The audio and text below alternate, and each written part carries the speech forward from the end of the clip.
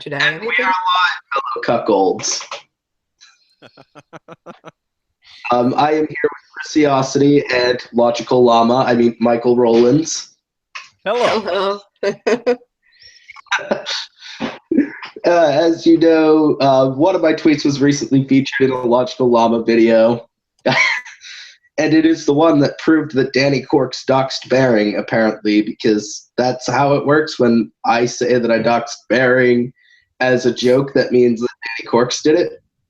You don't need proof for these things. It's just self-evident. It's true. Oh, yeah. Everybody knows that feminists do this sort of thing. So you have to believe that they did it. It's like it's not like most of them, like American anarchists here, are blocked by her. You know, I actually met all my feminist friends while I was doxing other people. That was was how we met. Yeah. Oh yeah, that's how us feminists meet each other. Is that we meet each other while we're planning on doxing people. It's like it's like AA, but with doxing. Barry, while Michael was in the middle of the ocean on a cruise, or I don't know, on some kind of ship. Hey, you got it right. People normally say boat. It's not a boat, it's a ship, which is apparently a size thing. I don't know.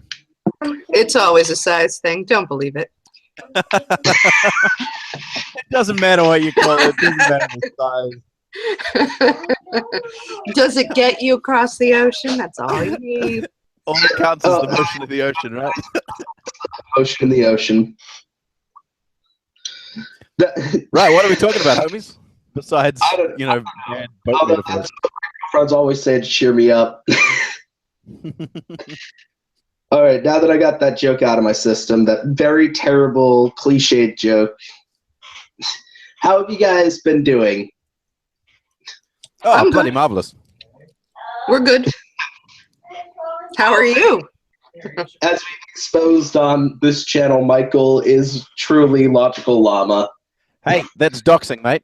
That's how dare you? How dare you? That means we're pro-doxing, right? I'm not actually Logical Llama. Logical Llama actually lives in my basement, and he asked me often to put videos on my channel. I had an ample audience, and he was like, "Hey man, can you help me out?" Sorry, he was like, "Hey man, can you help me out? I need channel platform for many rational thoughts to talk to internet." And I was like, "Yep, I can probably provide you with such a thing." And he was like, "Thank you, friend. It's very nice of you." And that's how it kind of went down. That's pretty much the exact conversation we had. Well, he still thinks that he thinks that Danny Corks doxed Bering based off of my tweet where I said I wrote the Encyclopedia Dramatica article, and I meant that totally jokingly. He's a very smart animal. He went to Harvard. Yeah, he's the most rational llama I've ever seen. Totally rational and totally not a moron. We were talking the other day about names for awesome animal avatars, and I think my favorite was Pandering Panda. I like it. Yep. Oh yeah, Llama doesn't hide behind an animal avatar because he is an actual fucking llama, apparently. Well, here's the thing. I gotta think that they have got to start.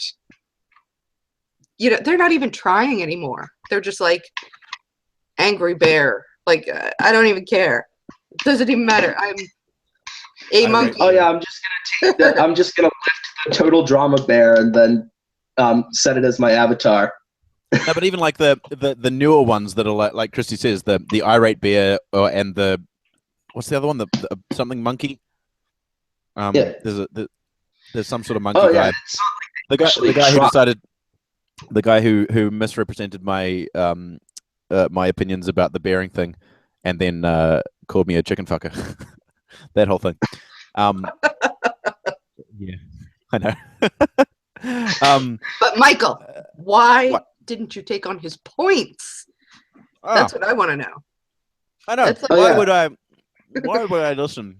Why would I listen to why would I not listen to someone who blatantly lies about me for the first 5 minutes of their video. Why would I not listen to the rest of their video and consider their points? Why would I not do that? I don't know. It's just It's regressive. because you're afraid of them. You're afraid of their truth. Yeah, That's for what the it same is. reason I turn off my dislikes. I'm I afraid. can't handle the truth. It's funny, when people say you're people- afraid of criticism and all that sort of stuff when you turn off your ratings, that makes no sense because I still see the dislikes and likes on a thing. So I still receive that criticism. It's just I don't Well, I mean, give them the satisfaction of seeing it and laughing about it.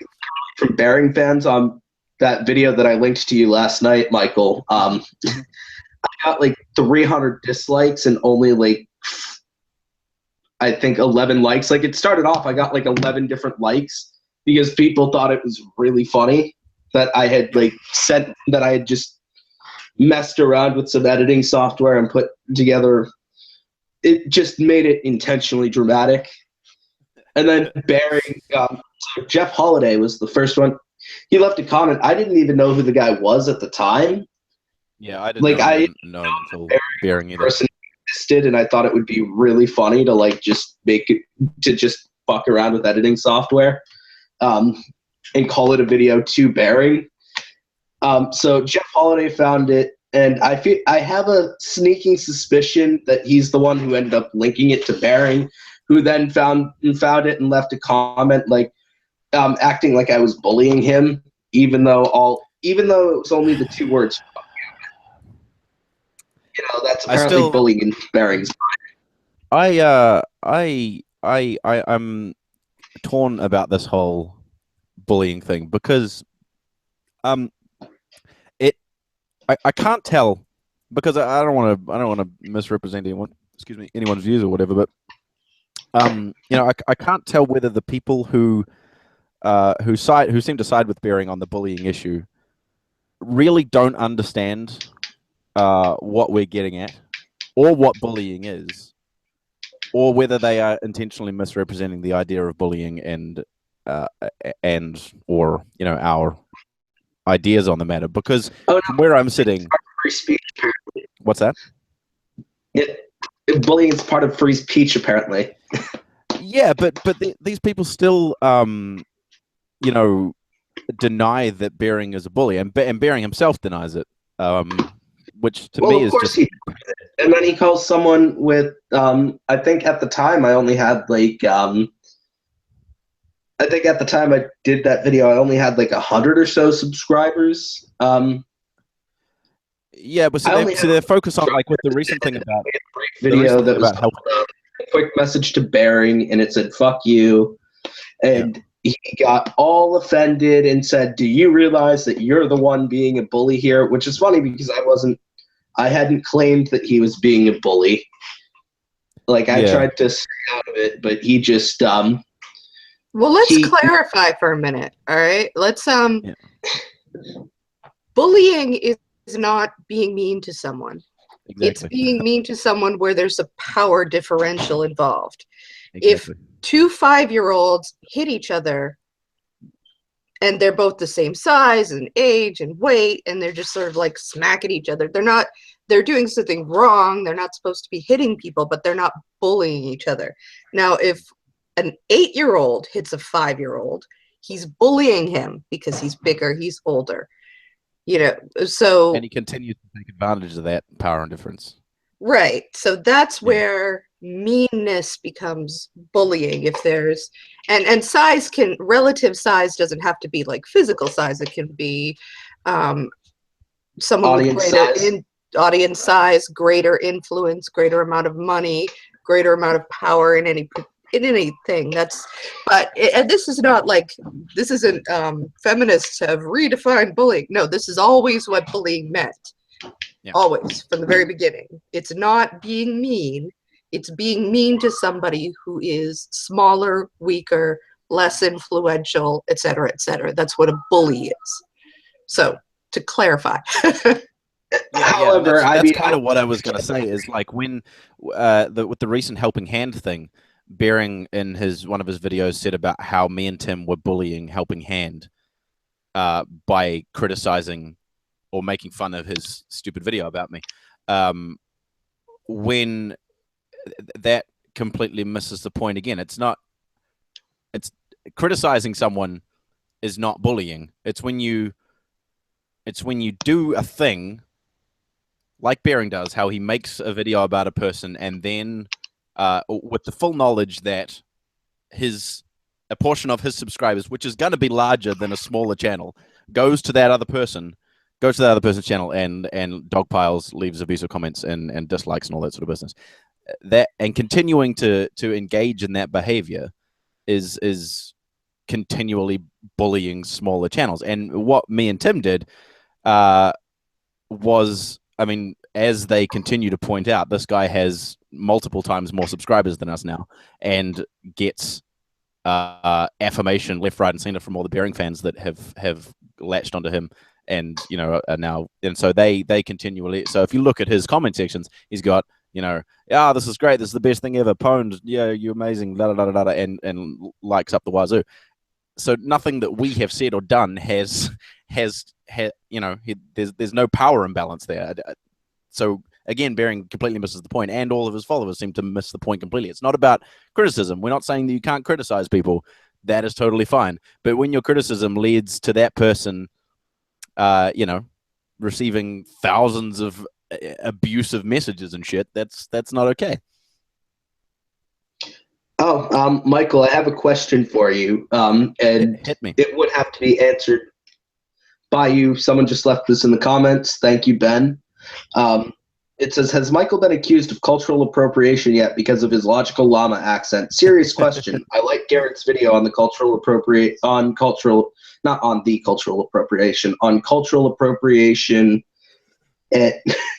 and agree with it, and agree it can be a nebulous issue. Yeah, sure. I've had a lot of, or not a lot of people, but I've had some people say that they find my accent offensive. And I've kind of shrugged those off because the majority of the time people who claim that shit are just being ridiculously disingenuous anyway. They, you know, they're just people who come along and say, oh, look, you're doing that thing that you said that other people were doing, you hypocrite. So they don't actually care about the issue. Well, the thing about your accent is ammunition, right? Well, like, it's clearly not like actually pinned to any kind of area, that it's just meant to be an accent. It's kind of a pan-Slavic accent, yes. I mean, I could understand how it could be offensive to people, and if I had a serious conversation with someone about that, about how it is an offensive stereotype that I might be, you know, painting, I'd be happy to have that conversation. But disingenuous yellings of racism and cultural appropriation, just no, fuck off, you're being stupid. That being said, also I've not really looked into the whole cultural appropriation argument that much. I saw ContraPoint's video on it, and I thought what he had to say was really you know, good and interesting, but I haven't really looked into it that much. So maybe you or Chris could explain that whole thing to me. Well, I think ContraPoints made a great point when he said that cultural appropriation is a lot different than just stereotyping a race. How cultural appropriation, like if you really want to get down to it, is actually more a cultural thing, and that there are some things that blur the lines. Like, not necessarily all black people should wear dreads if you're going to kind of play it, because not all black people come from cultures where dreadlocks are a thing. Yeah. So it's kind of like there are some lines that can be kind of blurred, and you can also say that it has a place in 70s hippie culture in America, where it has a much different intention than to mimic another culture. Essentially, that you can argue that it kind of goes either way with the whole, or that it can go either way when you're talking about like dreads. Sure. I think the thing with cultural appropriation is inherently it's a nuanced topic. It's something you have to think about. It is not a one-size-fits-all kind of thing, and that's why people hate the fuck out of it and just, you know, go crazy with, you know, sort of, you can't do yoga now, you can't do this, you can't do that. And And it's not, there's a very big difference between cultural appropriation and cultural appreciation. You know, so take yoga, for instance.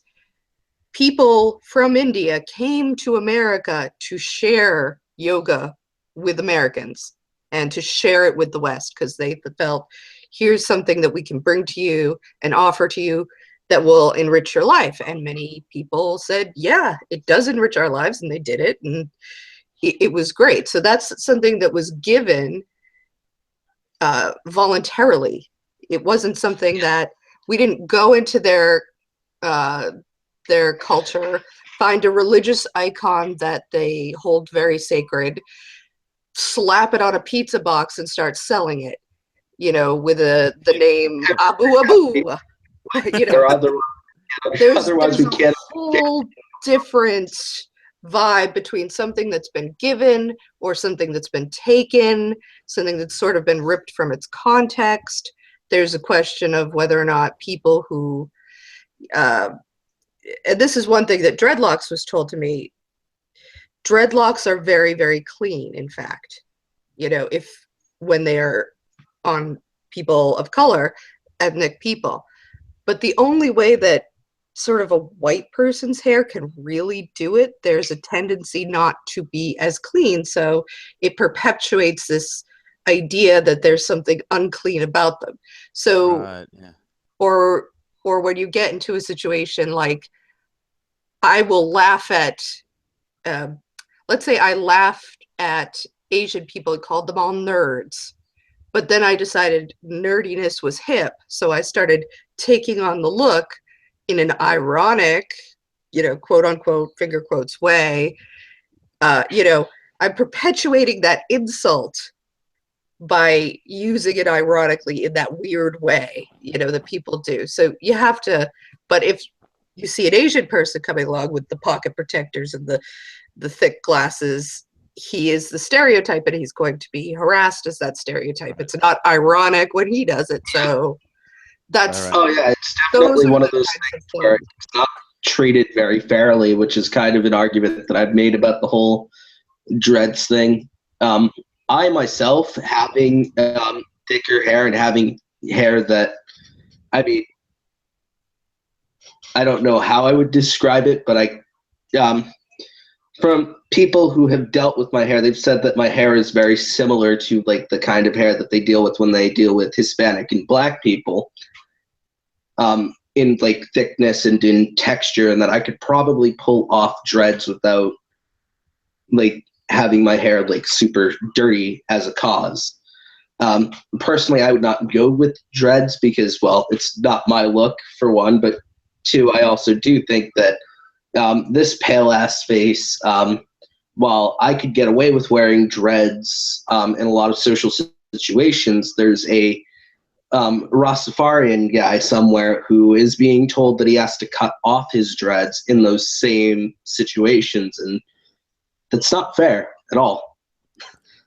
The point that that ContraPoints made that I thought was quite good was he was talking about American blues music and how that was appropriated by white rock musicians, and I like that was because like I said, I hadn't really thought about the point until before then. In fact, the first time I got accused of cultural appropriation was when I was in a comment section of one of my videos, and a guy was making all these comments, and I said to him, "Are you still talking, Senor? No one marks you," which is a quote from Shakespeare, and he said, "Be careful there, mate. You might be culturally appropriating." And I was like, "What the fuck are you talking about?" That was a Shakespeare quote. So apparently saying "Senor" is cultural appropriation. But anyway, the point that ContraPoints made was music and songs written by Black blues musicians, which have a very the context of that is very the context of blues music to the African American people is a very, very closely related and very rooted in that whole era of Black oppression and all that sort of business. And taking those songs without what's the word? They didn't give credit. They didn't. That's the word I was looking for. They didn't give credit. Yeah, Thinking, he was what the hell's the talking word?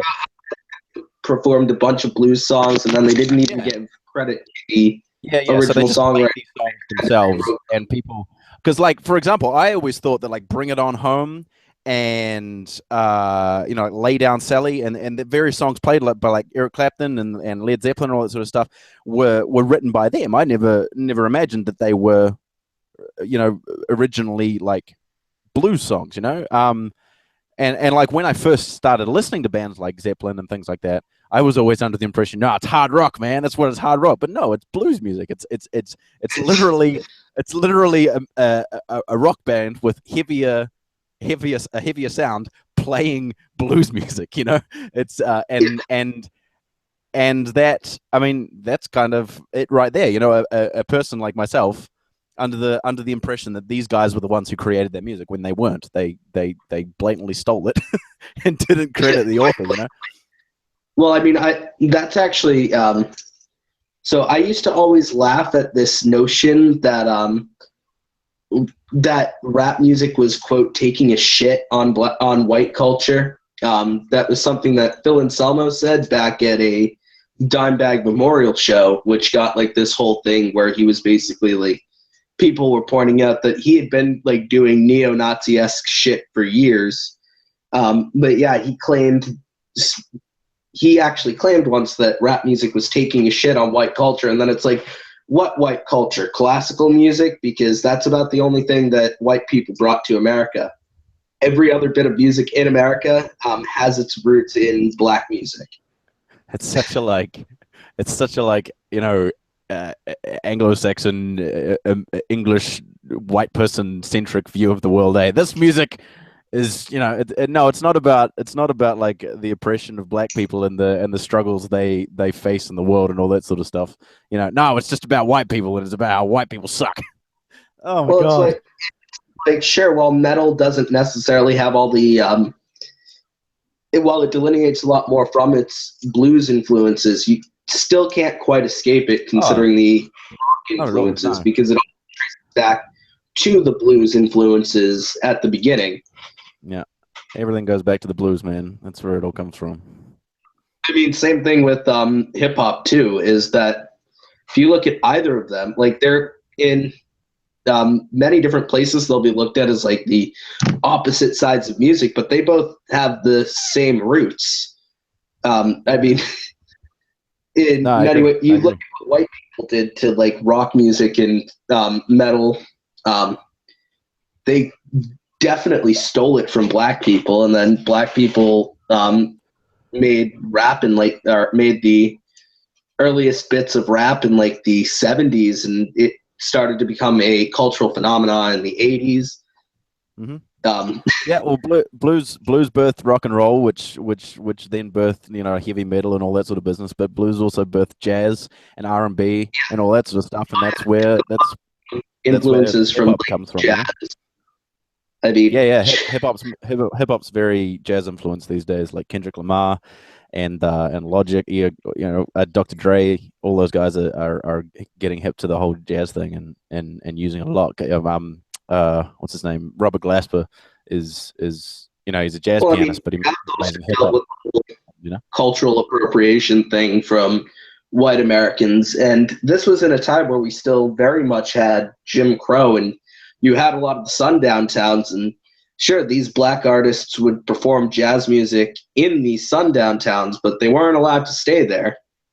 Totally. It was the quintessential dance for me monkey kind of kind of entitlement that these people had back then. Oh, that was an unfortunate phrasing, though. I think. Oh, all right. What's that? Dance for me, monkey. I would not have gone with that. That's pretty much what it was, though, right? Well, that was the idea. It's just unfortunately phrased, I think. I would avoid that. Well, I mean, it was very disgusting when you look at like the way it was looked at. I mean, hell, they didn't even really incentivize the person. I mean, but I mean, we kind of look at celebrities and we kind of are like, we have like this view where it's like, where we treat them like they're trained monkeys, and if they stand for anything, they're all of a sudden like horrible people. And we have it Yeah, just generally with. Did you guys see the thing Like, about I mean, Meryl Streep? Did you guys see the thing about Meryl Streep at the was it the Golden Globes? I haven't seen her speech, but I have certainly heard the outrage. So Yeah, go watch it. It's quite good, and it's quite powerful because she says all these things, and the audience is just like silent for a lot of it, and she just keeps on going, and it's like, man, you are a badass. and then everyone was really upset because she like took a shit on like football. well, bring up real quick that at the peak of this hangout so far, the most viewers we've had is the most viewers I've ever had of any stream on this channel, which was 7 viewers. Yeah, baby. Woo! Cracking the numbers. We bring the star power. That's what it is. Right. Yeah. Everybody here for Logical Llama. I have not. He will not let me talk. Why does Michael stupid not let me talk? It's not good. Oh, it's because Michael's a cuckold. That's why. Yes. Michael sucks big donkey balls, and he doesn't even get. No. Michael always sucks massive sweaty donkey balls. This is hashtag. Hashtag make it trend. Yeah. Yeah. I hope he gets consent first. Yeah, me too. I'm gonna always make fun of that Kiwi accent, by the way. Just I just always love, like, since Tim pointed it out to me, the way that Tim and Ranting Feminist pointed out to me how Bering says Michael. It's quite amusing to me now. Every time I hear it, I'm like, well, the accents are pretty funny too. What was I gonna say? When's the inauguration? Tell me. That is January 20th. Yeah. Shit. Soon. Have they found some celebrities to play there? Have they found any acts to play at the inauguration yet? Not that I've heard. I could look it up. Are they still, like, I heard, because first I heard there was a person who came up with this idea and tweeted at a whole bunch of people, and they were like, we should get a whole bunch of celebrities to play at a show at the same day as the inauguration, and so have a massive concert that is at the same time as the inauguration. Yeah, are they actually doing that? As far as I know, yes, in Miami. They are doing that.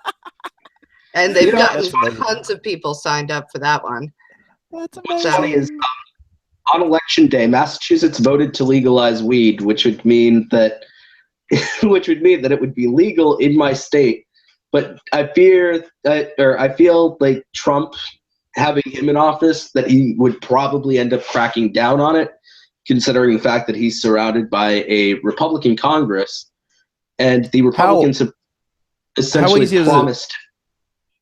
How easy is it for so say the president wants a thing to go through, but it's a law at the state level instead, so like the supremacy clause that federal law always overrides state law, so they could send no, wait, because there are some specific things that state laws are supposed to always take care of. The federal it's a little confusing. I'm going to grant you that.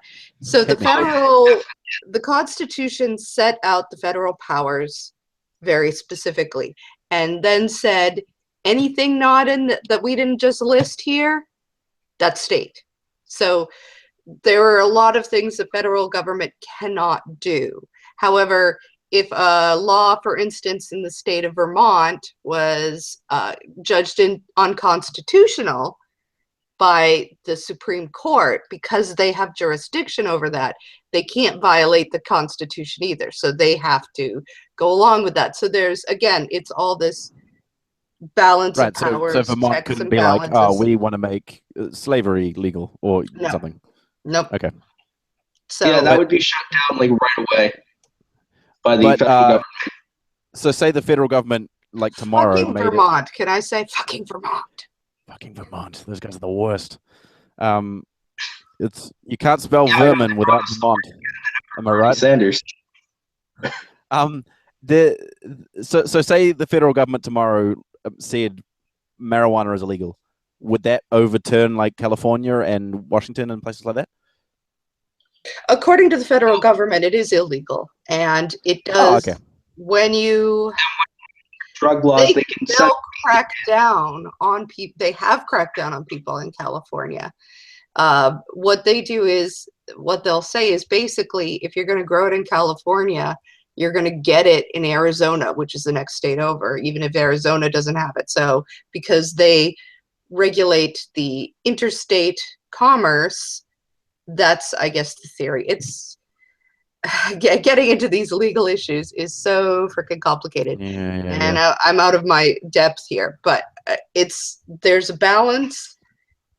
And I think it's really tricky at this point.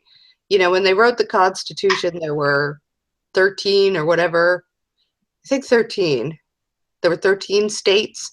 Now there's 50. It's so much different now. And, you know, you have 50 different states with 50 different laws. It's like when people talk about rape laws and they ask me what the law is in America. And it's like, dude, there's 50 of them. There are 50 laws in America. Are there people in America who like want to not necessarily overturn the Constitution, but change it? Like, are there people that think it doesn't apply anymore and that we need to reform the Constitution or something? Well, the Constitution is set up so that you can reform it through amendments, but it has become a very difficult process because of the number of states. You know, back when there was, it has to be, let me see, I want to say, well, constitutional amendments can be overturned. 3/5 of the state. 3/5 of the states have to agree with it. Plus, there's a couple different ways, like 2/3 of the Congress. Plus, you know, so it goes through all the different federal and state. Right.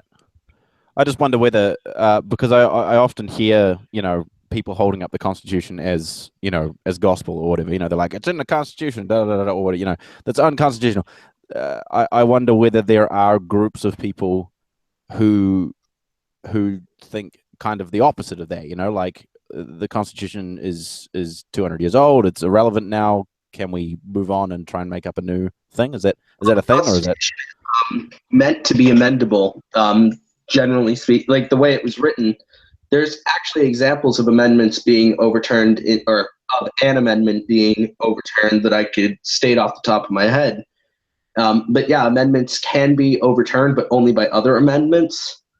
So Right. The 18th Amendment in America was essentially the prohibition of alcohol. The 21st Amendment, after the prohibition ended, basically overturned that and said that, well, now you can drink.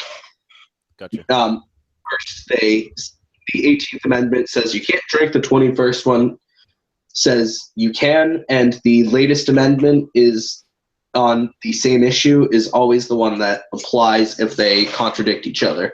Okay. So as far as people who want to just scrap it and start over, I don't think that there's any sizable movement for that at all. The interesting thing is it was always like if you went back and asked Thomas Jefferson, he would never have imagined that we would still be using the Constitution today. You know, it wasn't really like, we're going to set this forward and through all of eternity, you know, like, it shall stand. Like, that wasn't sort of the thing. They replaced the article. They replaced a different sort of constitution called the Articles of Confederation with this, because the Articles of Confederation just didn't work. Right. So then they put in the Constitution, and the thing about the Constitution is it's pretty well worked. It has worked pretty well, but it has become, I think, with the sheer size of our population, the sheer number of states, the amount of people and representatives and all of that, it's become kind of unwieldy. And so, you know, you look at the Electoral College, which by all rights should be changed at this point. It's really not working. Not the way it was supposed to. It's not doing what nobody that I know is like happy with it as it is. There are some people who say, and I might say, you know, we could keep it in some kind of different capacity. But at this point, you know, if you live in California and you're a Republican, you might as well stay home on election day because your vote won't count. And people are frustrated by that. So, and rightly so. It seems like a very strange system to me. I like, because I've said this before, but like in New Zealand, the system goes that, you know, we vote for parties. And then, you know, depending on how many votes those, yeah, we have a like a prime minister parliament kind of dealy, and so we vote for parties, and then the party, you know, they get a certain percentage, and then depending on the percentage, they get a certain amount of seats in the house, right, in the parliament. So, you know, the majority, the one, say one party gets like 43% or whatever, they will get 43% of the seats in the house, and that means that that even like the really small parties, like the ones like, you know, Green or whatever. I mean, Green in New Zealand is like the third party, I suppose. We have like Labour and National. My friend said hi. Who? He said hi. He said hi, Tris. Hi, Chris. Because who said who? Who? What are we talking about? Hi. I was just bringing up messages that I'm seeing, or not messages. Just chat. Yeah, comments. Well, messages in the chat. Do I know this person who's saying hello? Philosophy said hi to both of us. Who is it? Sorry. Egoist, epistivist, philosophy. Oh, I see. Well, hello, sir. Hello, sir. Actually, no. He said his name. Words.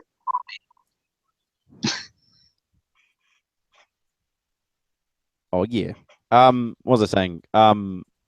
So yeah, even like the smaller parties and stuff get a representation in Parliament and get to have their say, even if they only get like, you know, 10 or 5% of the votes or whatever, they can still get like one seat in the Parliament, which to me seems better because, you know, then you've got representation of all. I mean, we still have a pretty fucking screwed up government, but you know, it seems like a more democratic system. Yeah. Well, I mean, I'd say that the most democratic system would be one where all the, where essentially all the bureaucracy is thrown out and everybody just confers to talk about what solutions to the issues are. I mean, that's the least in-depth way of. I don't want solutions. I want talk about solutions, and then have those talks gerrymandered. That's not the word. Filibustered. You guys have got some weird words for stuff. When I first heard the word filibuster, I was like, that's really a thing? You kidding me? Filibusters are.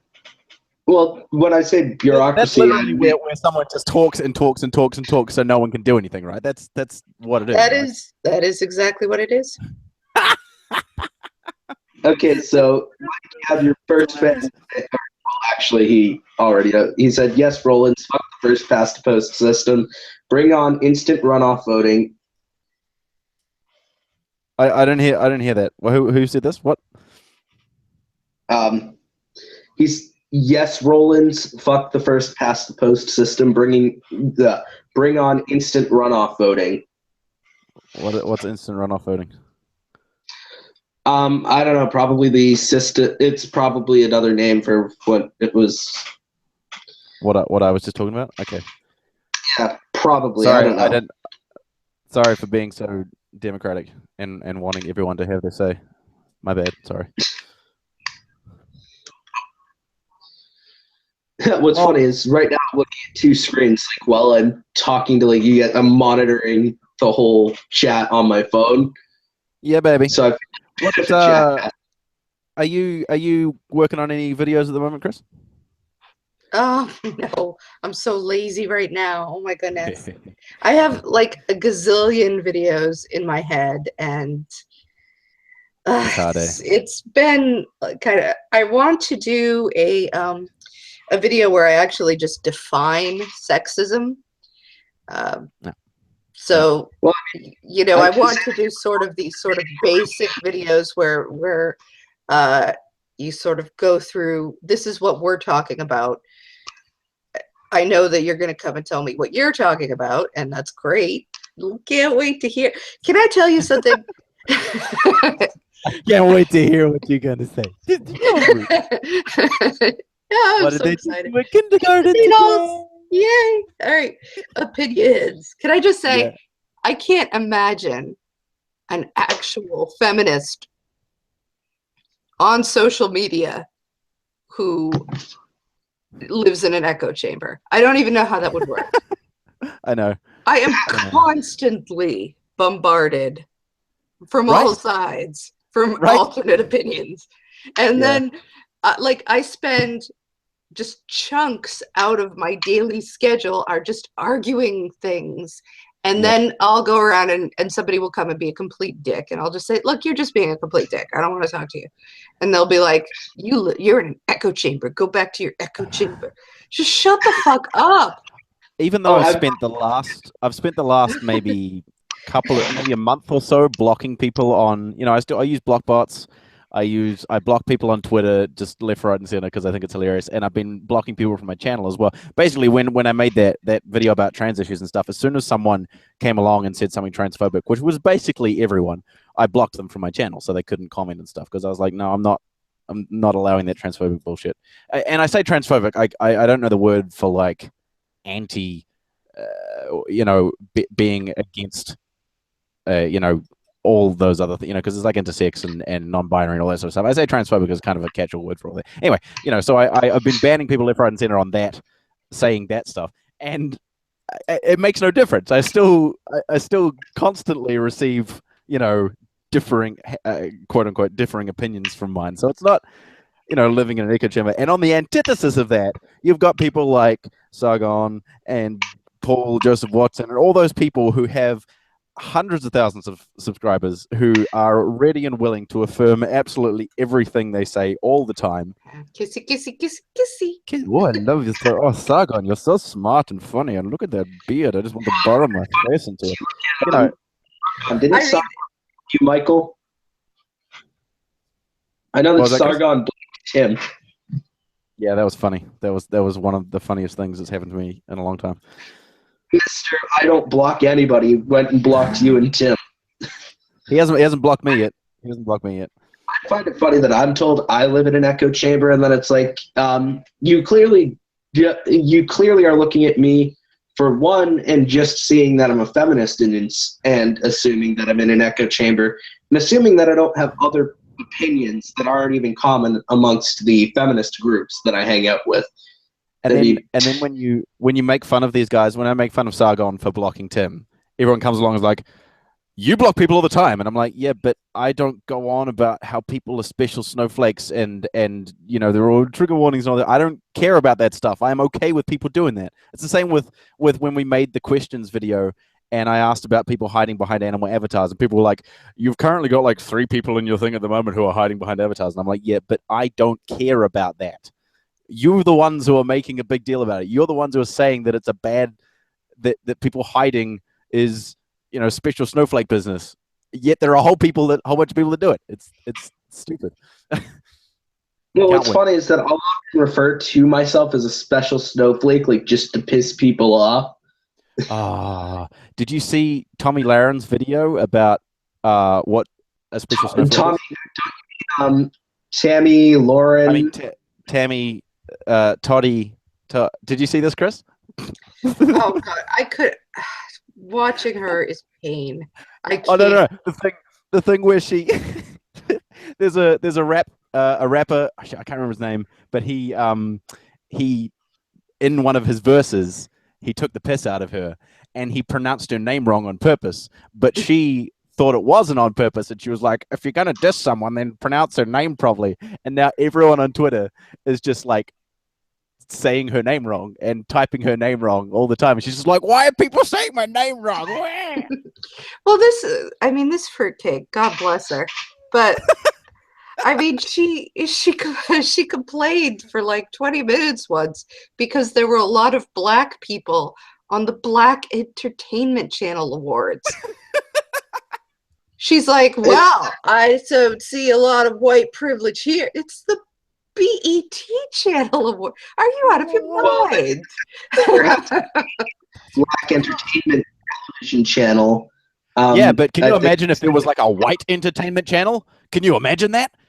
There would be riots in the streets. Yeah, I'm going to start one today, right now, just in case. It's not like white people forced them to have television. Oh my God, it's so like, wow. Come on, girl. Yeah, she made like a minute-long video about what a special snowflake is. And I was like, lol. Yeah, Michael, remember. Yeah, remember, it does not matter if the mentally disabled person or it doesn't matter if the disabled person was black. It only matters if they were white. Yes, exactly. I can't believe a bunch of black people would hurt a disabled person. They must be Black Lives Matter people. Oh, exactly. But the guy who raped a disabled kid with a coat hanger, oh, it's fine. He's black. He's totally fine. Yeah, he's fine. Don't worry about him. Don't worry about that. It's the selective outrage they accuse us of. They are clearly being selectively outraged. It's ridiculous. You know what I found? You go for it. I was just going to say that one of the arguments I clearly never have, because I'm in an echo chamber, on your video, he was saying, well, mainstream media didn't pick this up. That's why people weren't commenting on it. So I went and I said, well, Dylan Roof is mainstream media. Who's commenting on that? And of course, like 3 of the people from your video that I found could, and maybe I'm just so terrible at finding things on Twitter. I don't know. I do it the normal way, I think. I look at their feeds and I type in the keywords. Like, that's how you find things. Mm-hmm, mm-hmm. But, one of the people said, days like these, I think that I want to listen to the people who say Dylan Roof did nothing wrong, because, mass murder in a church of unarmed people. That makes sense. Then there was one guy who said, one tweet about comparing Dylan Roof to Trump and how that was bad. Like, okay. Yeah. How about for the victims, I feel bad or nothing? No. And then Paul Joseph Watson said, Dylan Roof is getting executed. I guess he doesn't have white privilege now, does he? It's like, or something like that. Like, yes, you guys are asses of the. Yeah. But I said, this is what, don't tell me that, if mainstream media picked it up, they would be all over this guy. And the guy called me a liar. I'm like, what do you mean I'm a liar? Are they tweeting about it and I can't find it? I always see like all the time. People like Sargon of Akkad or others who never care about any issue. Like their idea of activism, which is probably not what they think it is anyway. But people are like, they're actually talking about issues. No, they're not. They're finding issues that allow them to that they can use as ammunition against people who are ideologically opposed to them. They like I see videos of Sargon posts things about, why are feminists not talking about this? You don't actually care about the issue. All you're doing is using it to further your agenda, and that's what I felt was happening with this thing. People, sure, they probably care to some degree, but they're caring more. That they are more outraged about this thing because it means that they can use it in their agenda to bring down Black Lives Matter. Like the people that I saw that were tweeting about this thing, they had tweets and tweets and tweets and tweets and tweets about, it's fucking awful, that's the worst, the Black and the Black Lives Matter, but just nothing about this guy who raped a dude with a clothes hanger and then got off, like that nothing happened to him. But it's just. I don't care if the mainstream media didn't cover it. If you actually cared about these kind of issues, you wouldn't just be relying on what comes up in your fucking, Twitter feed. to Yeah. to talk about these issues. If you cared about these issues, if you cared about people, torturing and raping people, regardless of their race or whatever, you wouldn't be getting that just from your Twitter feed. You would be knee deep in that stuff all the time, because those would be the issues that you talk about. But when you just pick out one issue when it comes up into your radar, and then it kind of aligns with your agenda, and you harp on about it all the time, that is bullshit selective outrage. And it reeks of racism to me. All right, Chris Ray Gun, I demand you talk about Dylan Roof. That's what it is. Why isn't Chris Ray Gun talking about Dylan Roof? That's what I want to know. Yeah. Why isn't everyone He outraged? doesn't care about the people being shot in churches. Like, it's terrible. For being black is getting executed. But yeah, we got a funny comment that, like, I really thought this was hilarious. WET, or White Entertainment Television, would be so boring. All the cooking shows would only use sour cream and Wonder Bread, and all the original content would just be old dudes complaining how things were better in their day. Hey, I cook very well. I'm an excellent. You should be so lucky to eat my sour cream and Wonder Bread. Viewers now, like, this is absolutely like unfounded for my channel to have 40 viewers at one time. Yeah, got all the viewers. It's because they all here for Logical Llama. Now, hello, welcome to Logical Llama talks shit with Smelly Catman and Lady with yellow hair. Hello. Someone pointed out something that I thought would be very good to talk about, is that Paul Joseph Watson recently tried to say that depression is a choice, and that we should stigmatize depression. Yeah, I saw that. Yes, we saw that. God, he's an ass. Just on this topic real quick. Just really, really quick. Paul Joseph Twatson.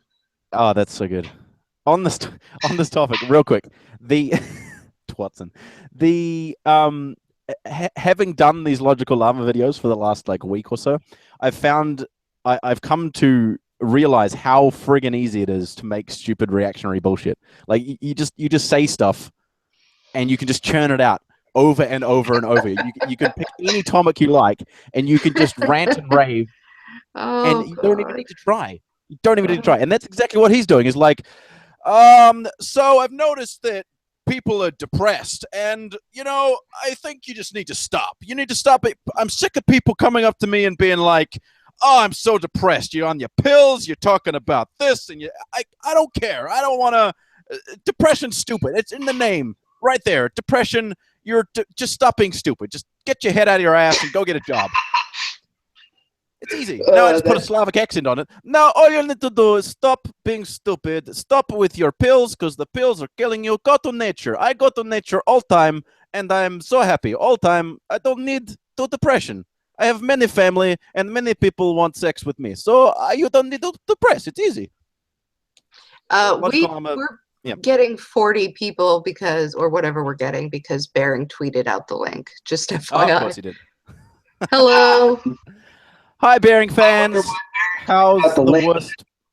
Fly under the radar of these people. Well, I guess this was the case this time. So did Bering totally not tell you to come here, and you came because of your own free will? Is that how it goes? Actually, they were pretty pissed. Somebody sent me the link. Everybody is saying, "Oh, you should have put a Mike Rowlands warning on that shit. Trigger warnings matter. No trigger warning. Why did you direct me to cancer? Oh, God." Who tweeted that? Oh, they said to... Rational Shitlord wanted the Mike Rowlands warning.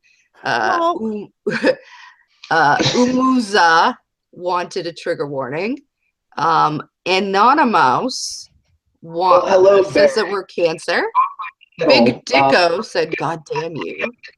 Wanted to do with me that you just pushed back repeatedly. Where's the where is it? I'm just looking for the link now. Where's the link? Is it? Did he tweet it? I can't. Oh, is this just the? There we are. Yeah, there it is. There it is. Hello. Actually commented. Very good.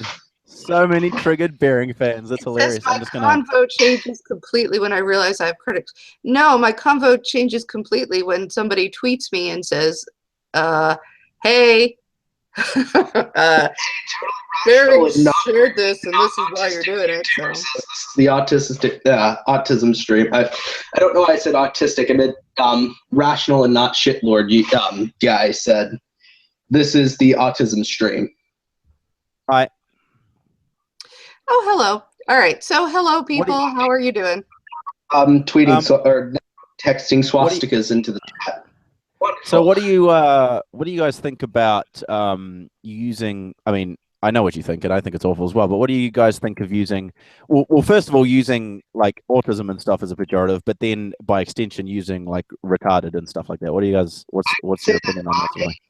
Like, I actually am autistic, but I don't really personally have a problem with it when it's directed at me. However, I am not everyone else, and I don't try and pretend that I speak for all autistic people. So while I don't get offended by it, I can see why someone else would be offended by it. Oh. I do think that the person who does is an asshole, but I don't. Well, I watched Steve's video on the what's the word? Steve did a video about how Trump shouldn't make fun of disabled people, and it was, he's talking about ableism and things like that. And I thought it was quite good. And there was also a really good video by what's that channel called? Something or other TV, and the guy does the unboxing videos. Have you guys seen that? Seriously, TV. That's the one. I'm glad you brought that up, but keep going with your point, and then I'll bring it back. Sure. He did an unboxing of ableism thing, and he talked about various different ways that ableism could kind of seep into your life and into your your rhetoric without you really even thinking about it. I mean, obviously retarded is a very obvious way, but there were some other ones that I can't remember what they were, but I remember thinking at the time, yeah, that's actually a really good point, I think one of them was using subtitles on your videos. He was he was saying putting actually doing subtitles kind of yourself on your own videos, because when you don't, you kind of ostracise hard of hearing. Yeah, you ostracize a whole group of people from videos, so I have to do tighter scripting. But yeah, after watching that unboxing ableism video, I actually thought about it and thought maybe I should put a bit more effort into scripting the videos so that I can make sure to put the actual shit. I don't know why I'm forgetting the words for this. The actual subtitles. Not subtitle. The captions. Your microphone is sounding wonky to me. Every video has auto-generated captions, but you don't really. But they're very shitty captions, especially like accents. But sometimes they're just worse. They're really bad. They're really bad. The thing I was going to say about like retarded and autism and things like that, when people say, "Oh, this is so autistic," "Oh man, are you special needs?" Da da da da da. My problem with that, and same with retarded, my problem with that, in a nutshell, is basically you're throwing an entire group of people under a bus, and it's kind of the same as the trans thing.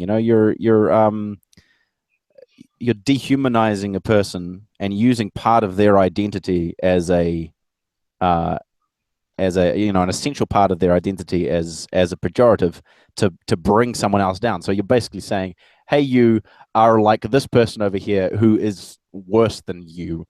So that's an insult, and that's just, so you're not just insulting one person, you're also bringing someone else down so that you can have a cheap insult of someone else, which to me is just like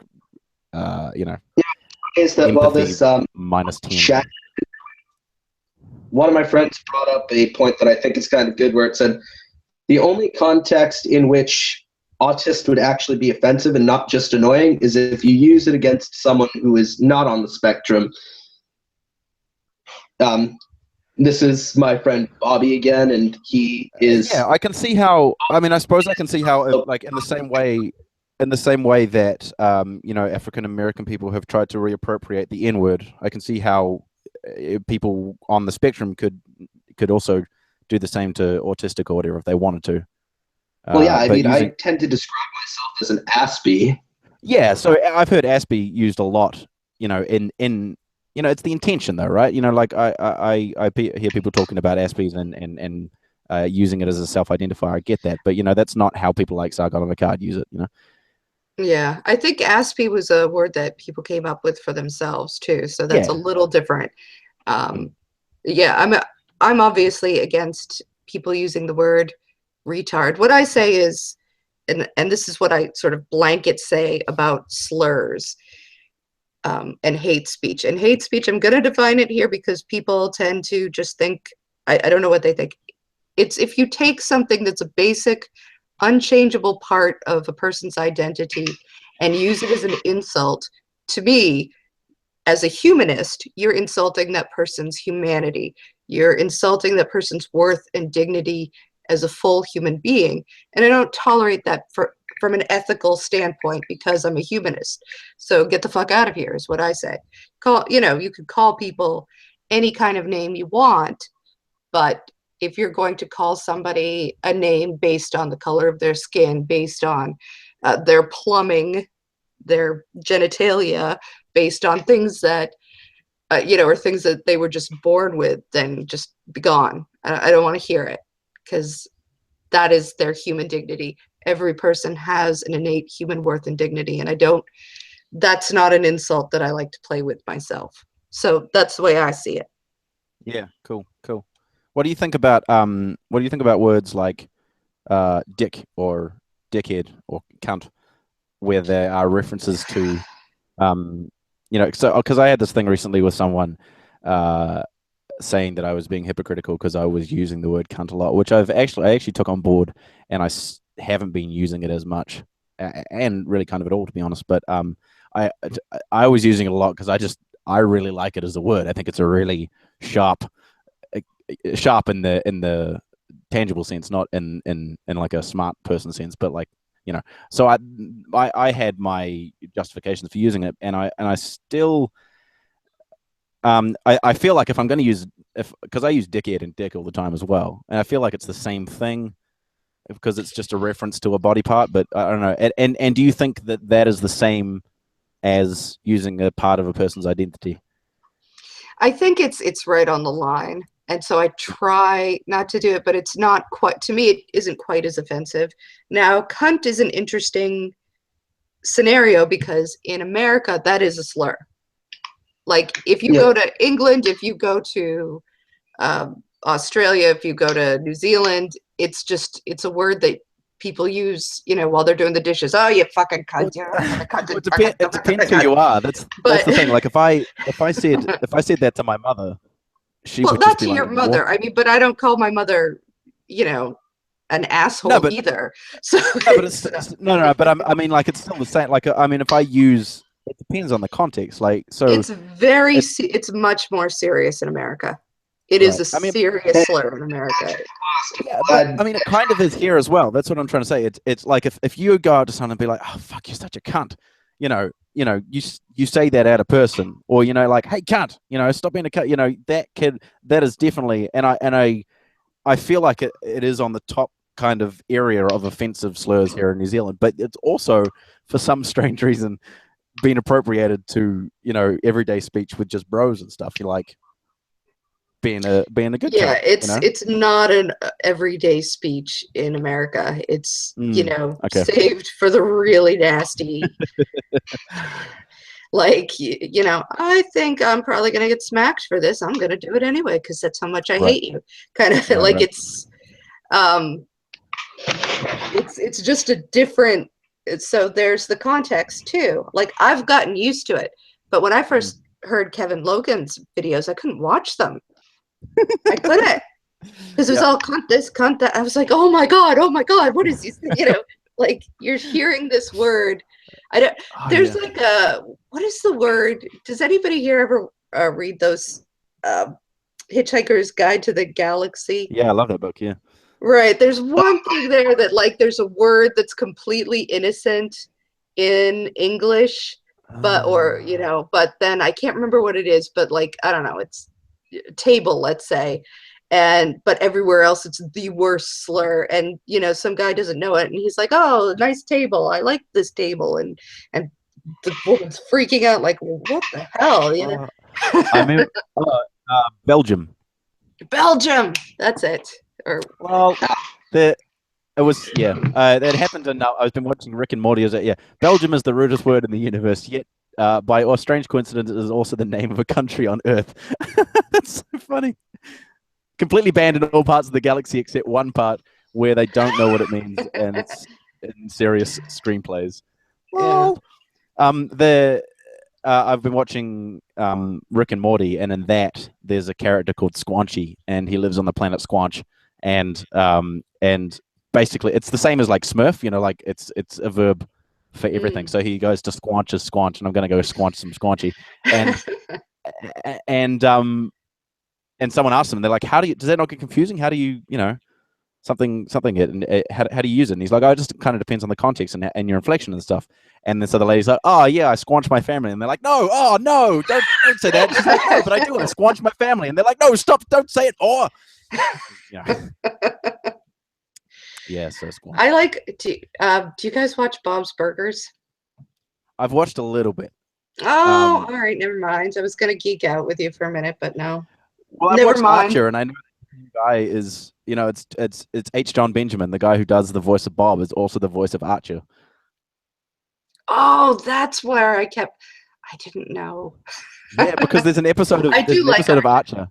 Yeah, there's an episode of Archer where he wakes up and he is Bob, and there's this whole episode, and it's fantastic. But yeah, there's so there's that crossover episode, and I keep meaning to watch Bob's Burgers, but I've watched all of Archer, so I enjoy that guy at least. You should watch it more. So for the people who are here who are like watching, I feel kind of bad because we don't have a topic. Yeah, this was just us getting together and talking about whatever. How many people are watching right now? I don't know. Let me take a look. Yeah. Yeah. Da-na-na-na-na. Surprise, doesn't tell me. I think it says 39. 39 watching. Llama. Mike, put the llama back on. It's not yours to fuck. Oh, put the llama back. It's not yours to fuck. Gotcha. I get it. Not play over llama. I mentioned the llama thing. Hello, this logical llama. Welcome to stream with very, very famous people. Michael Rowlands, least famous of all. He suck. Oh, look, we have 13 dislikes. I also dislike. Screw you. Conversation with Chrisiousity and logical llama. That's all I've got to contribute. It's not racist. You're racist. Stop calling me racist. You are the racist for calling me racist. I've come to the conclusion that real racism is actually is calling other people racist. That's what I've been told by the rational. All right, that was weird. Did you guys see that I dropped out? Did you kind of pass out for a second? Yeah, that was because my Wi-Fi shut off for a second. No, I didn't see that. Yeah, it was weird. I wasn't hearing anything you guys were saying, and then it was like, oh, Hangouts is completely dropped off. But I see we've got viewers. Maybe Google Hangouts is allergic to cucks. Burn. Oh, it's annoyed with us cucks.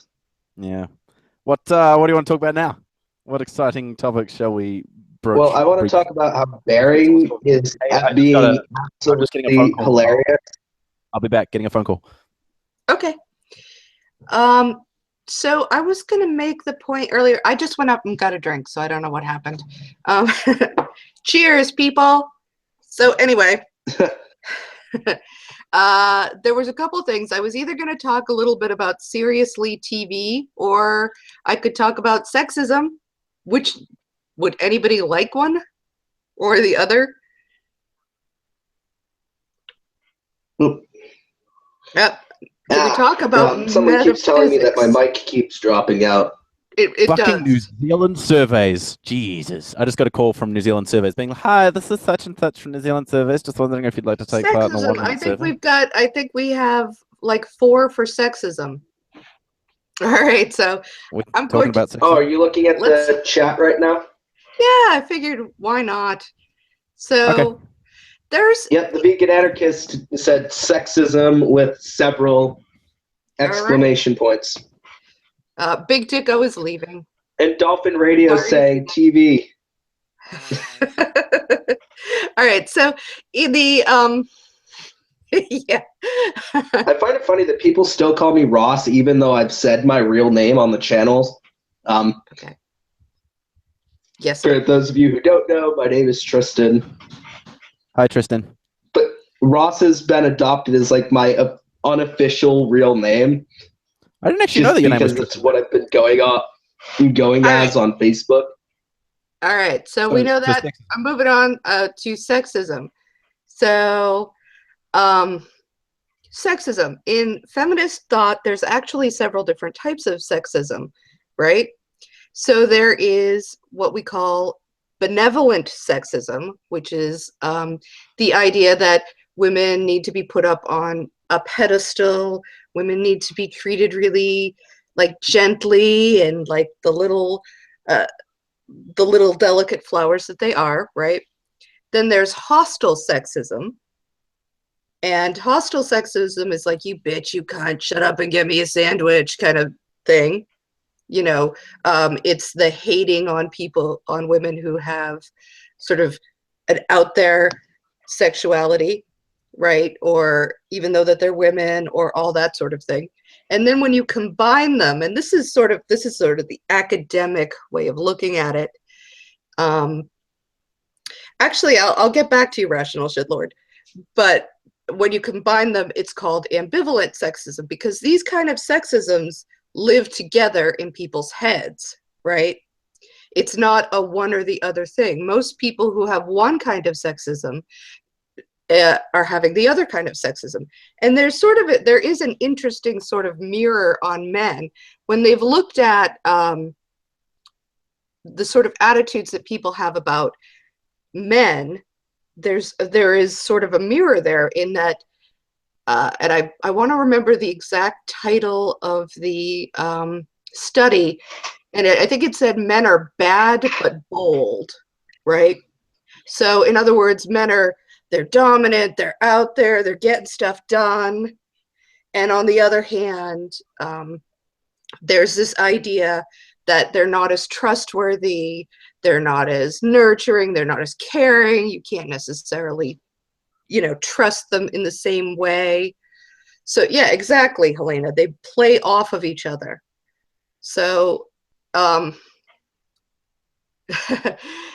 so men can't be nice to women or hostile towards women. I'm just going to start throwing people in the comment gulag, because I'm seeing a lot of people just saying things that are really like.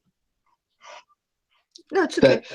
So there are some people that are saying there's nothing you can do that isn't sexist. That's not really true. It's more like if you have a worldview that says that person over there is a woman and that defines who she is as a person. That person over there is a man. He has a defined role. He has to fit that mold or fuck him. It's like, so it gets really complicated into people's heads, but that's sort of what we're talking about. And I think some people do get confused. If you treat a person with respect, that's not benevolent sexism. If you treat a person with an exaggerated, glove on hand, oh, I can't even, And I think I as have well, to it's open about. your door. Go for it, Mike. I think as well, it's not necessarily you can't do anything. It's more like it's a self-reflective thing, right?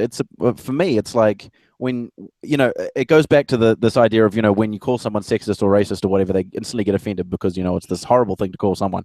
Well, no, that's not how I'm looking at it, and that's not how I look at it myself. When I think of for myself how I might be being sexist or racist,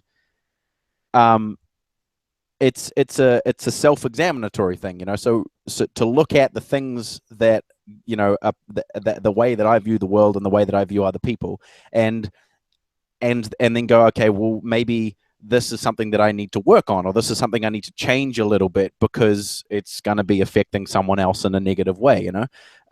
And so I don't. It's not necessarily about, oh, the big bad feminists placing barriers on everyone's lives and stopping them from being able to do everything because everything is sexist and everything is racist. No, it's about trying to do some self-examination and think about how we're treating other people, and applying some empathy. To address the llama because somehow you plagiarized it, even though plagiarizing has a much more specific context. We're not talking about plagiarism right now. We're not talking about plagiarism right now. And Barry can. I don't think that's the case in you either. No. Barring's not going. No, Barring's not going to come into this conversation and dictate what the fuck we talk about. He can fuck off. We're talking about sexism. So yeah, well, it's more of a. It's like the whole llama thing, which no, dude, I don't think we should talk about it. It's not Baring always wants to come into a conversation and dominate it and make it all about him. This is not about Baring, and this is not about what Baring wants to talk about. This is what we want to talk about. So fuck you, Baring. Shut up. We're going to talk about our own damn thing. So sexism. Yeah, it's not about people being told what they can and can't do, and I feel that's how a lot of people take it. They take it as a you know, and that's the whole like authoritarian feminist thing. It's not about telling people what to do. It's about doing some self-reflexive thinking and, you know, examining how you're treating other people. It's kind of what I think about when it comes to that. Anyway, what do you think, Chris?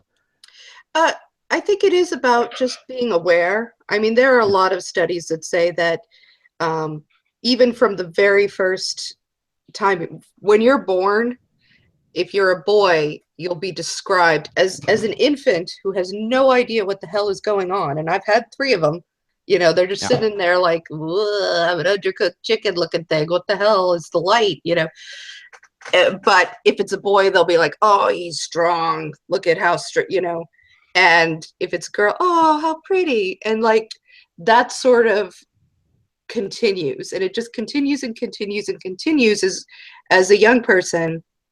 I think it's better now.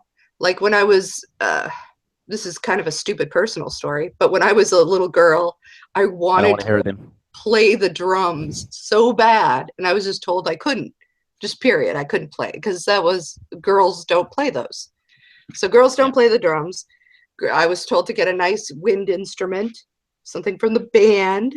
So being the bitch that I am and always have been, I got a tuba, and I dragged that tuba back and forth from school for 6 friggin' months until I felt like I had made my point. And I couldn't play it for shit because it was as big as I was. So all I could do was sort of like breathe at it and then, you know, fall over from lack of oxygen.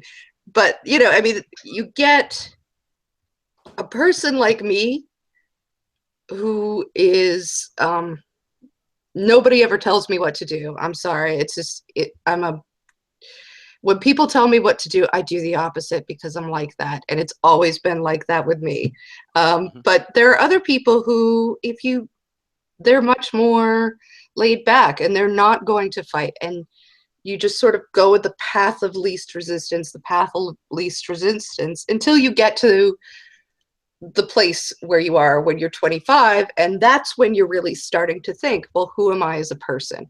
Like people at the age of 6 aren't going, you know, I really want to know, who am I? Who is this person named? No, that's just not a thing. But when you hit your early 20s, then you're thinking about it. But by then, a certain amount of, what are you doing, American anarchist? Hey, dude. Sorry. Typewriting. I'm having a bunch of technical issues on my side. Sorry. It sounds like you've got an old-fashioned typewriter there. And you're like... You could mute yourself, Ross. Oh, it sounds like it, but that's just because I'm tapping my screen every time. Because... every like 30 seconds the screen has to shut off, and and if the screen stays shut off for too long, it'll drop me out of the Hangout again. Gotcha. Okay. You can change that. There's a setting that lets you change how long the thing's out for. Thing. Yeah, Chris. Oh, you can finish your story. I feel like I was going to add to it when you're done. No, you can go ahead. Michael, I get what you did is addressing Baring's question by saying, no, I'm not going to talk about it. Okay. So when I was in high school, I started taking singing lessons with one of the singing teachers, well, the only singing teacher there. And I remember it's just similar story to what you have, Chris. Like I started taking these singing lessons and then stopped because everyone was like, "Oh, taking singing lessons, what a girl!"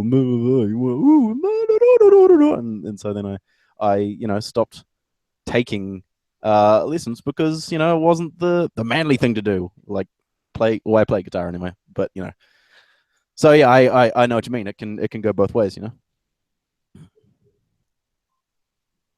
Absolutely. And somebody said something to me like, "Oh, so you just decided you weren't going to let them listen?" Well, I still can't play the drums because I was actually just told flat out no. So at the age of 7, there's only so much you can do.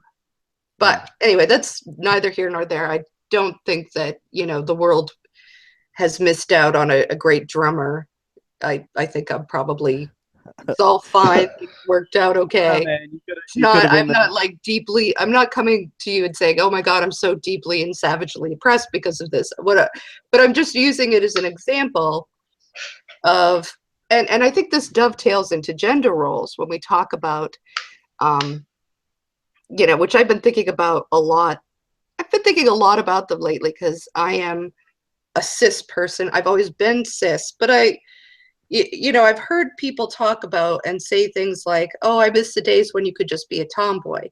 Well, I fucking don't, because that's what people used to call me, a tomboy. And I wasn't a boy. I was just a girl who liked to wear jeans and wanted to play the drums. Like, there's nothing, my gender has never, I'm sorry. I don't know what you're doing, but it's really distracting me. I'm trying to keep Could you? Sorry, is that me? I can mute my mic. Thanks. I'm sorry. And I know, for instance, that when a person is passing, it's easier for me to understand them as a person of another, as the other gender, than if they're not really passing. And, I think about that, and I think about, that's part of my privilege, that I never have to deal with that. Like, I can go out looking, I don't have to wear makeup. I can look like shit. I can wear whatever I want to, and nobody's going to say, oh, you're not really a woman. Right. They might say you look like shit, but they're not going to say that makes you any less of a woman or not a woman anymore. But if you have a person who isn't as passing, or who, just naturally doesn't have the same facial shape, or it's more difficult for them unless they go through this whole process every day. And makeup can be a real pain in the ass. Michael knows. Yep, I'm aware of that all the time. Yeah, it's a real bastard to maintain, I tell you. But yeah, I mean, I wear bare minimum makeup most of the time, if any. You're trying too hard. But I don't have to worry about that. I don't have to worry then that I will be looked at as less of a woman, as less of a person, as a pretender, as, I mean, so I've been thinking about those sorts of things a lot. And I've been thinking about why, when I was, because I'm old, I'm like 40. It's terrible. But when I was growing up, I'm joking, but when I was growing up, there was no, transgender wasn't a thing that I knew about, there were a lot of people that played with gender roles through the 70s and the 80s, and a lot of artists, a lot of musicians, many of whom just died this year, which is awful. Bowie. Bowie, Prince, I'm thinking about George Michael. Sad. So I'm thinking, and by the way, everybody should go. Also gay too. So people should all go watch. Demotivator Opinion did a great tribute to George Michael, by the way. Oh yeah, that was awesome. People should check that out. Respect the falsetto. And Aslan did an awesome. The song "Careless Whisper," Seether also did a cover of it after George Michael's death. Or no, maybe it was before, but. You say Seether? I saw both of them heard both of them the same day not the same day, after George Michael's death. Not on the same day.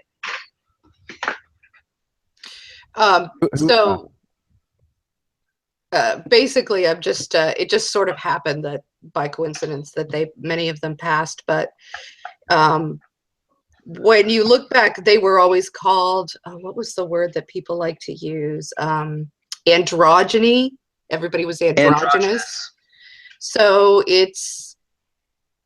and I feel like here in our culture today, it's just that we don't have the words, because these people, they weren't allowed to exist. Our culture, our traditional Christian moral code did not allow for the men were the men and the women were the women, and everybody got, and everybody has their roles, and everybody's going to play with them, and that's the nature, and that is nature and God, and shut the fuck up if you don't like it.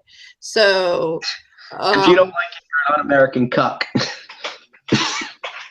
Well, I don't think that was actually a word used like that back then, but that's kind of the evolution of that attitude. Is if you don't agree with the Christian conservative values, you are an un-American cuck, socialist, Nazi, because somehow Nazis were left-wing.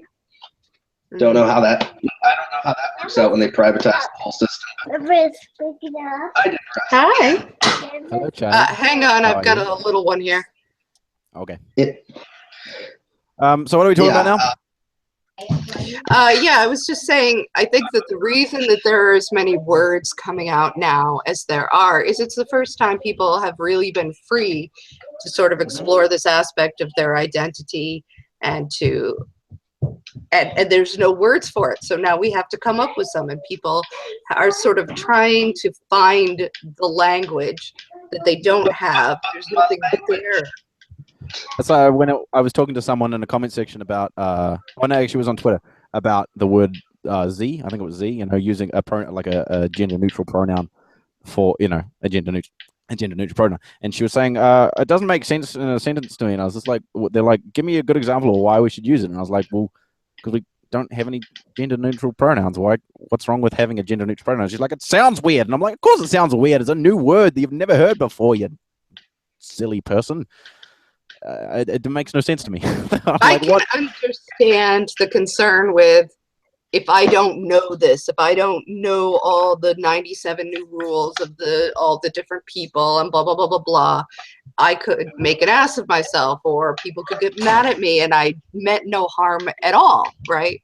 Like I had nothing but like what we had that hangout the other day with Micaiah, and I accidentally misgendered him, and he was just like, "Oh no, it's fine, and then he talked about how because we're asking that question, how does it make you feel when you get misgendered? And he was like, "Well, it's about intention. It's not if someone's intentionally misgendering you on purpose and refuses to call you what you would prefer to be gendered as, then of course you're going to take offense. I mean, it's like if someone goes around calling me a woman." Or you go out to a child and say, "Hey there, little girl," when it's actually a boy, and you keep calling him a girl. They're not going to like that, and you're doing it on purpose just to piss them off. That's it, and so it's the intention. If you accidentally misgender someone, what's that, mate?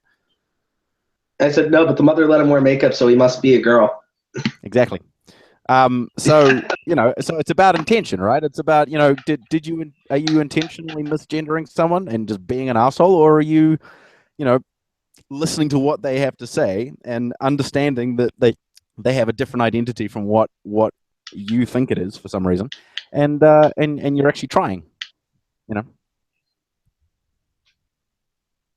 Well, I mean, yeah, most people, if it's an unintentional misgendering, they'll just kind of let it go and they'll be like, it's all right. They're not going to make a big fuss out of it. I know because I've accidentally misgendered people before. Yeah, I know, shocking.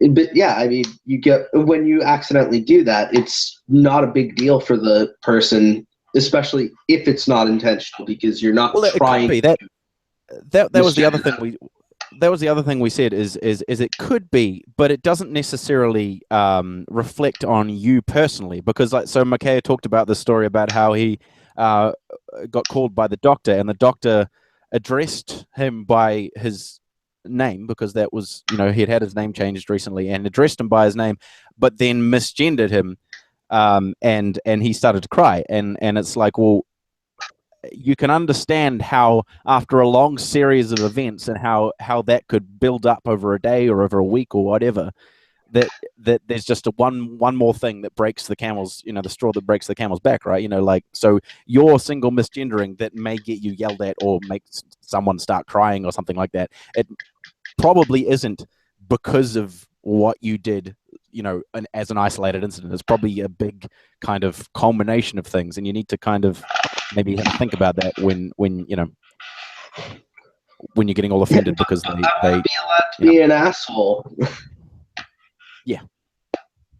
Everybody's allowed to be an asshole, but it's not really. There's a difference between having a right to say something and being right to say something. And personally, I hold myself to a higher standard than just what can I legally get away with saying.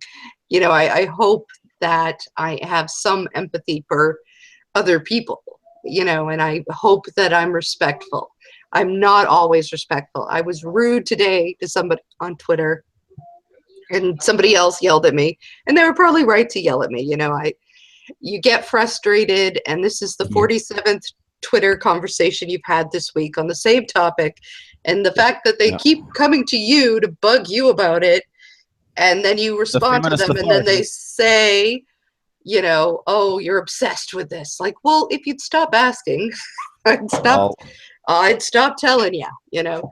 I sometimes get questions on Ask FM about why I'm so rude to people on like Twitter and comments and stuff, and I'm like, did you look at how they addressed me to begin with? Like, did you see how? Because it'll normally be something like, "Hey, Michael, I just had a question for you about such and such and such. Oh, and by the way, you're a stupid cunt, and I fucking hate you. Thanks. It'd be great if you can answer my question."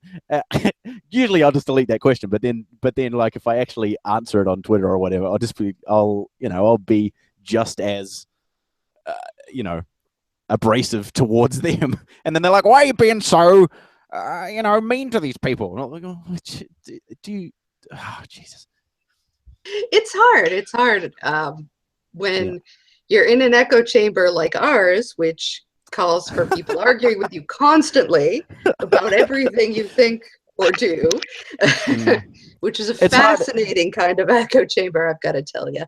And when you're not in an echo chamber like ours, but you're in an echo, you're totally not in an echo chamber, and you're constantly getting affirmation and not being dogpiled all the time by assholes who just want to call you a cunt all the time. I can see how it would be difficult to know, to understand. There's a lot of different echo chambers out there, and I think that is a good takeaway for everyone. Bullshit, Mikey. You just say daring fan and then attack. Some like feminist and like leftist echo chambers just in general, but I don't think social media, at least like the whole site of, if you have an account on Twitter, you are not in an echo chamber. There's no way you can be in an echo chamber on Twitter. There's just no way. There are some people who slip through those blockbot cracks. There's a couple of people saying that it's bullshit that I've blocked them, or that I constantly attack. Okay, so first of all, occasionally I'll go on on Bearing blocking rampages. So like Bearing will tweet something at me, or I'll tweet something at him, and then I'll just instantly block anyone who supports him, like who comes on to that tweet and supports him, because those are not the sort of people I want to be writing on my Twitter account. Especially when like the first thing that someone says to me, like I have a rule on Twitter: if the very first thing someone has ever said to me is abusive, I block them instantly. That's my rule. But like if someone, so occasionally I'll just do this thing where I'll like tweet at Bearing, or he'll tweet at me, and then I'll block everyone who supports him in that, just because those are not the people I want to be associated with. But if you seriously want me to unblock you, I can do that. And I've unblocked people before who've like people have messaged me on my Facebook fan page and said, "Hey, I think you've blocked me accidentally, and I'd like to be unblocked." And I've done that. We can continue. I've actually unblocked people who I've blocked for purposefully being an asshole for a very long time, and then they've messaged me somehow, and I've unblocked them and given them a second chance. So I have done that. And then second of all, the other person was saying, "Bullshit. I'm constantly on the attack," or you just say Bearing fan on the attack. Oh yeah, well so when it's a Bearing fan, I instantly, I've got no respect for those people whatsoever. And you kind of have to earn back any sort of respect, because I mean, even if you say, like, I was talking to someone the other day and they were saying about how they they're one of the intelligent Bearing fans. They're not just the mindless ones who go and instantly attack and all that sort of business. Well, as far as I'm concerned, you're still following and affirming and supporting a bigoted reactionary bully. You're allowing this person to exist and furthering their bullshit. So in my opinion, you're just as bad as the other motherfuckers. So you've got a ways to go before I offer you any sort of respect. You got to earn that respect, motherfucker. Especially if you're a fan of that dickhead. That's my blocking policy anyway. I mean, I tend not to really have an issue with anybody blocking policy, but I will point out when someone's like hypocritical about it. I don't see him as bigoted. Surely, maybe he is bigoted. Sorry, it's just he is. So like if someone,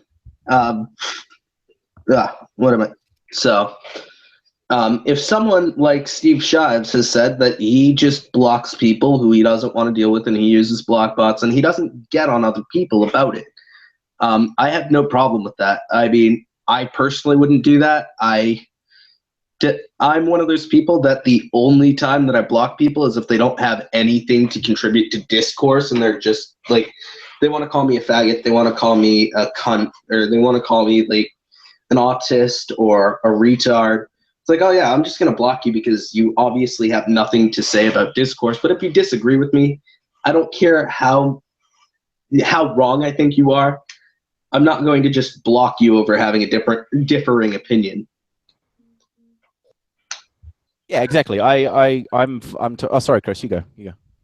Sorry. So I was just going to say, since we were putting out our blocking thing here, my policy is basically slurs and hate speech. If you don't engage in that, I pretty much am not going to block you. There's a few exceptions of a couple of people that have either just really harassed me to a really kind of creepy point. I've had people like just say some truly disgusting and horrible things. But usually it's only if you use slurs, threats, and hate speech. And I try to be very consistent with that, so that even if somebody that I quote unquote agree with, or who's on my side, if I catch them using a slur, I'm gonna say something to them, or I'm gonna block them. And if I see that they used a threat, then they get blocked. And people have been really pissed off at me, and they say, you let this guy talk to you and you don't let me talk to you. Like, well, I got my rules, man. They're my rules. That's all I got. I'm really kind of flippant with my blocking and all that sort of stuff, but like we were saying before, it doesn't change anything. I still get the same amount of criticism and all that sort of shit from whole bunches of people. So I'm sorry if you feel like I'm being unfair towards you or whatever. Like I say, I will unblock people. It's totally fine. But, it doesn't change my experience for the whole thing at all. Someone said to me here, what do they say? So, Michael, judging people who follow a certain YouTuber that kind of bigoted. So Michael, so judging someone because they like a YouTuber doesn't make you a bigot. No, it doesn't. I mean, because it's the same as if I said, no, I'm gonna judge people who like Richard Spencer. I'm sorry, but I instantly am going to think you're an awful person if you think that a neo-Nazi is a good person, and if that you support a neo-Nazi. Just the same as if you support Bering, the bigoted bully of YouTube. You know, there's that's not bigoted, that's reasonable. Thought I don't want us to. I don't think anybody's calling Bering a neo-Nazi here. I'm not. No, that's not what I'm saying. That's not what I'm saying. I'm saying that. I can see that being a confusion. So we're not saying Bering is not a neo-Nazi. Just to clarify, that is not what I do not believe that he is. So, boy, that's the most generous thing I've ever. I've never heard Bering say Sig Heil. I've never seen him support a neo-Nazi. Do you want to play the fun game? What is Bering bigoted against? Let's just say everyone who's not a white straight male. I'm pretty sure that's it. That encompasses the whole list. They have to be able-bodied, or they have to be Blair White. Yep, exactly. Because Blair White is the only actual trans person. It's kind of like how Republicans, they hate black people unless that black person is Ben Carson or Herman Cain. Basically, someone who affirms their views about black people. Did you see Blair White's tweet yesterday? The one that said, what the hell was it? I don't follow Blair White. I follow her, and she tweeted out the ridiculously most transphobic thing ever. What the hell was it? She tweeted out, it was basically a transgender thing. Oh, it was like, if you're not taking any steps towards transitioning, then you're not really trans. Except it's really fucking expensive to get surgeries and shit like that. I mean, she was directing this at another YouTuber who is trans female. Sorry, what the hell's his name? Her name. God, I'm getting all confused. Anyway, she was tweeting it, talking about another YouTuber who's probably about, so has money and all that sort of stuff and could probably do it if they wanted to.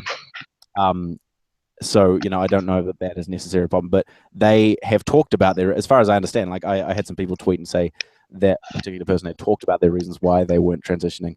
But that doesn't matter. Just because you're not transitioning doesn't mean you're not trans. That's ridiculous. And the fact that Blair White thinks that, God. It's a life choice, and it's not, everybody has to look at their entire situation of life and what's going on with them and what's going on with their family before they can make a decision like that. It's not as easy as just any medical decision, no matter if you desperately want to or not, or whether you're just kind of afraid, or whether you just don't. It's like anti-abortion people saying about how if abortion was legal, then women would just do it all the time. Oh, yeah. Use it as contraception. Constantly, just all the time. Yeah, all the time. All the time. Because it's an easy medical thingy, Lol. All right. Is there anything else anybody wants us to talk about? Because it's getting late for me. Yeah. No, I'm feeling it. I'm feeling you. No, I'm pretty cool. That was fun though. I enjoyed that. Well, I just want to say thank you, Bering, for dropping this audience on me, and I can thank the audience for not immediately going and downvoting my video. I actually came out with 0 dislikes, surprisingly enough. You have 30. I love you to pieces, but one of them was mine, but I changed it to an up like, so that's fun. Anyway, yeah, no, it was cool. It was fun. Oh, right. Though I want to briefly bring up before we end this, you brought up make it earlier, Chrisiousity, and this is just a really quick comment. I know that can be a pain in the ass to put on because just from my little bit of experience with like nail polish that I had in high school, I had a little bit of like experience with like gothic makeup and stuff like that, which was even worse. But just from like trying to put on nail polish, like especially if you're doing it yourself, is a pain in the ass. It's a bastard. Yeah, Michael never has his No, not painted. only half of his nails are painted at any time. I specifically choose which nails I want painted, but the ones that are painted are always chipped and shit because it's so difficult to maintain. But I do it occasionally, you know. All right. Well, it seems like this wraps this up. Yeah, it's like 9 o'clock here. Me and Chrisiousity are both in the same time zone. Yes, but I have small children, and you have small children to take care of. So I've got to make sure that their daddy got them to bed, and I'm sure he did a great job, but he keeps poking his head around and going, whoa. So I'm going to just check what's going on with that, but I was very glad to talk to you all, and thank you, Barry, for stopping by, and Barings fans. Have a good one. I will talk to you later, yellow-haired lady. Goodbye. Goodbye. Thank you for coming on.